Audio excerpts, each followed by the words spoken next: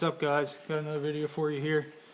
We're going to see how much cardboard I can get through there. You can see it all on the hood. That's my little EDC I've been carrying. I don't know how much I'm actually going to get through, but we'll give it a go. This is probably about, I don't know, 2 weeks worth of stuff. And you can see it's pretty thick stuff. For the sake of time, I'm going to put two pieces together at a time.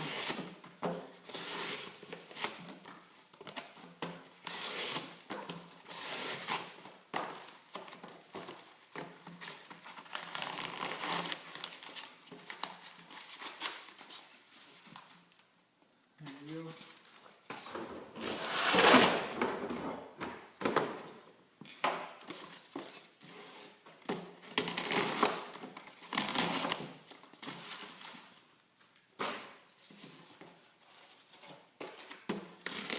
Alright, now I'm putting 3 pieces together, and this is, right here would be 4 pieces. I don't know how much this is, but you get the general idea.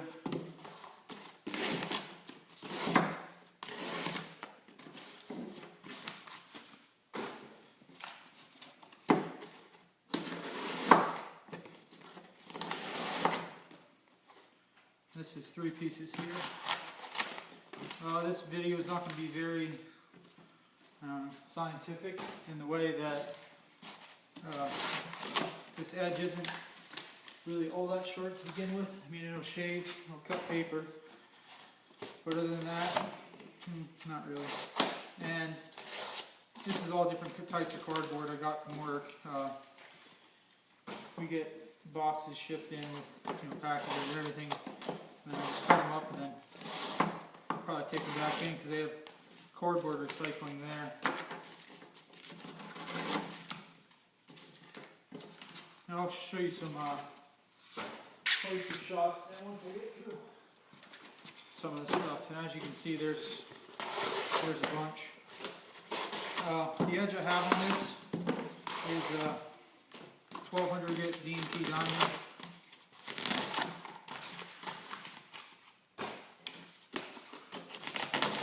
It seems to cut reasonably well. The reason I put these together like that, 2 pieces at a time, or maybe 3, is just to make it go a little bit quicker. Then I'll take these 4 pieces here and just cut through them. You can tell my knuckles are going to be sore. I'm hitting the table after this. For some reason, this type of cardboard here, I don't know what type it is, but it just destroys edges for some reason. It has a lot of fine dust from being on the truck, but other than that, I have no earthly idea. This is probably,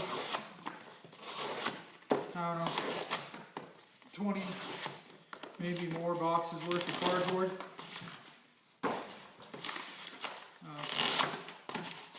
It's going to be a pretty boring video though, just seeing me cut all this cardboard up. See right there, it's hanging up.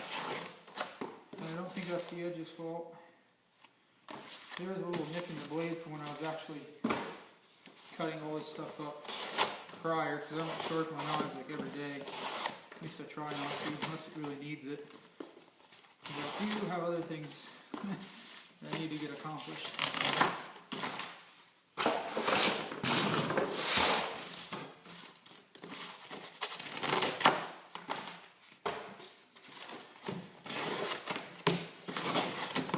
And you can see I'm just taking straight down cuts. You could say with the grain of the cardboard. Those are usually the easier cuts when you do cross cuts along the thickness of it. It's a little bit harder, but I'm not really taking my time trying to make perfect cuts. I'm just cutting it up similar to the way you would if you were actually working with the knife. I mean, it's great to have super scientific results so you can get a feel for the steel. But some of my stuff, I try to do that, but other times I just like to see how the knife performs in real world testing where maybe every cut isn't precise, maybe actually what you're cutting on isn't all that clean, maybe there's rocks underneath, maybe steel or whatever. This is Cts-xhp at 63 Rockwell from Peter's Heat Treat. The edge is probably around, I don't know, 15, 20 thousandths. It's a lot thicker than I like them, but after repeated sharpening, it gets a little bit thicker. And personally, I don't really want to grind it all back down again. I'll just make myself a new one. Okay, this is getting a little boring. I'm going to start with doing 4 pieces at a time. Try to get through this a little bit quicker. So I guess that's, I don't know.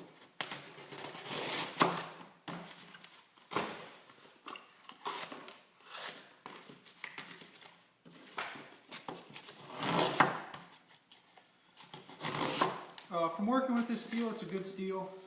For what I've seen, I'm not overly impressed with it in terms of what I think is impressive, but I don't think it's a bad steel either. I'd like to cut, all this cardboard and still be able to shave hair, but sometimes that's just not really possible. I think on the next run I do, this is actually I'm going to drop the rock a little bit and see if toughness improves at all. But so far, I mean, even after, cutting all this cardboard, I'll still be able to, just touch it up with the diamond stone, still be able to slice paper fairly easily. When I say touch it up, I mean maybe 2 minutes, maybe less. I'm not talking actually sharpening, more of a honing. But 1 piece at a time is actually child's play.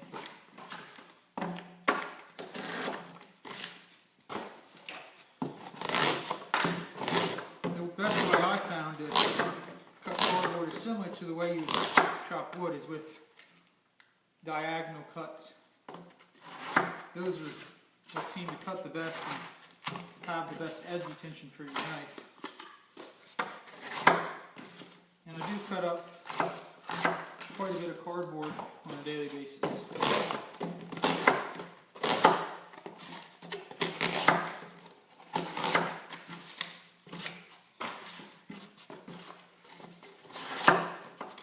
I guess that's, in terms of testing purposes, that's one of the pluses from working at GPS. You get plenty of cardboard to test your knives.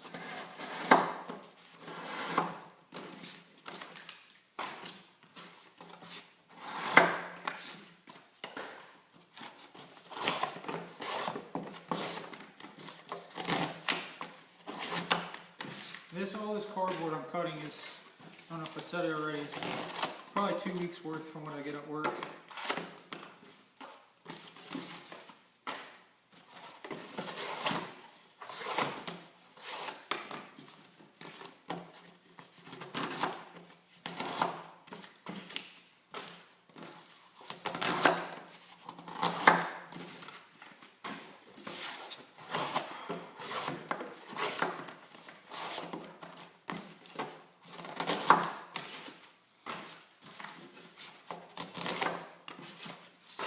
Oh, God.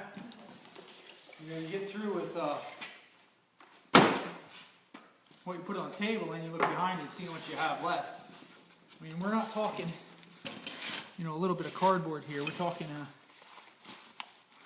a pretty sizable amount.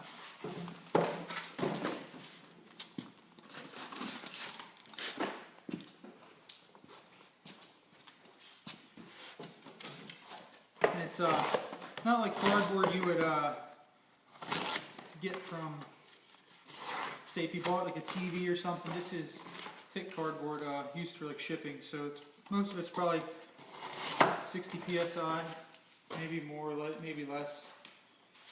Like I said, the main goal wasn't to be extremely scientific in this test, it was just to give sort of an illustration of what the knives can do in general, as I don't have an awful lot of time currently to do these sort of things.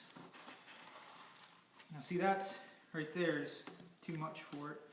I found most it can cut at one time is 1, 2, 3, 4, 5, 6, 7, 8.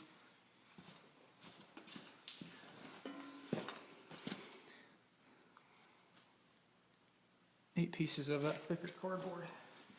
And that's just geometry basically. And this knife is too thick to be trying to do that. I mean, 20 thousandths might not sound like a lot. Most of my knives are ground to below 10, which is an interesting point of edge retention. A lot of people think that you can't get long-term edge retention with very thin edges. Well, see, it all comes down to how much pressure you're applying to an edge. Gavco did these tests. There are many others who have done likewise. If you're putting... Look guys, first video got interrupted, so I guess we're going to have to do it again. You just have to take my word for it that I did not sharpen it. Where were we? Oh, that's right. Thin edges. Pressure exerted on an edge. Because when you think about it, an actual edge is only microns wide. So why would you need to have a really thick edge on that knife? When I say edge, what I mean is where I leave the knife before I actually put the edge on it. I prefer, for all-around use, anywhere between 5 and 8 thousandths. Depending on what type of grind it is and what you're doing with the knife. The only time I have seen my edges fail is when I'm prying on it. So if I'll show you, and you can't see it from here. You're actually prying with the edge of the knife. That's when the edge will fail because it's too thin. But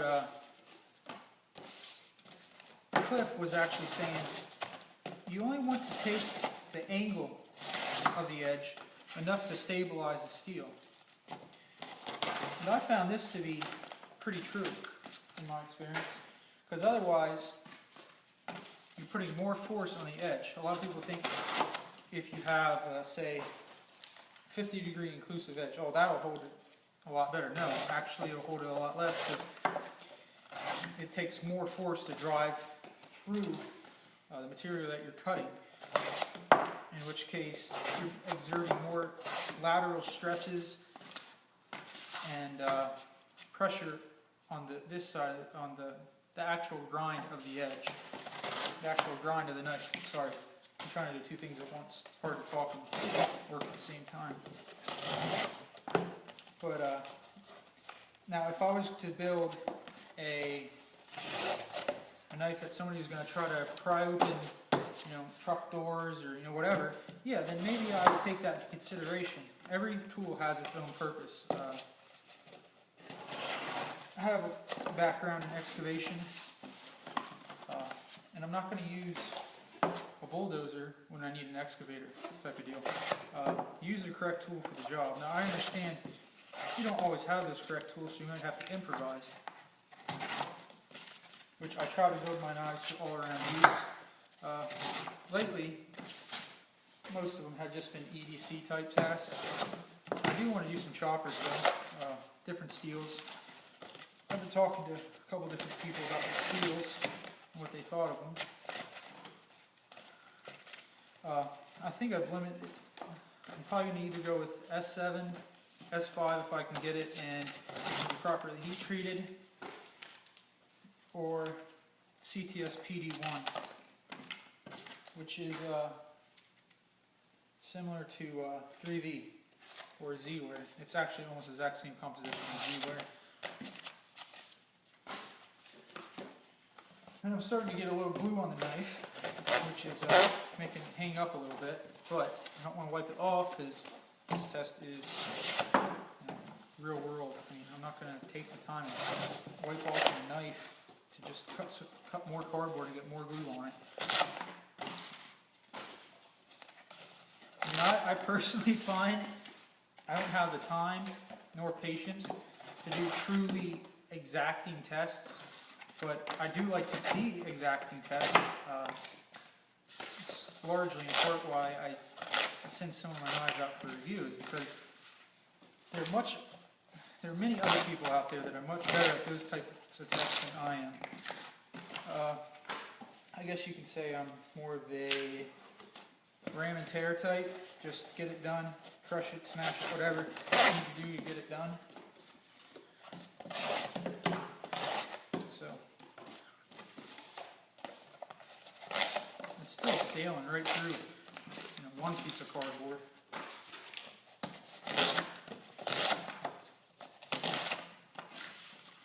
And I don't know really how much this is going to show you. I hope it shows you something, but who knows, maybe it'll be completely unimpressive to everybody. I don't know. I'm just laying out what the steel is. Here's some cardboard. I'm cutting it, and you can draw your own conclusions on what that is for you. I probably should have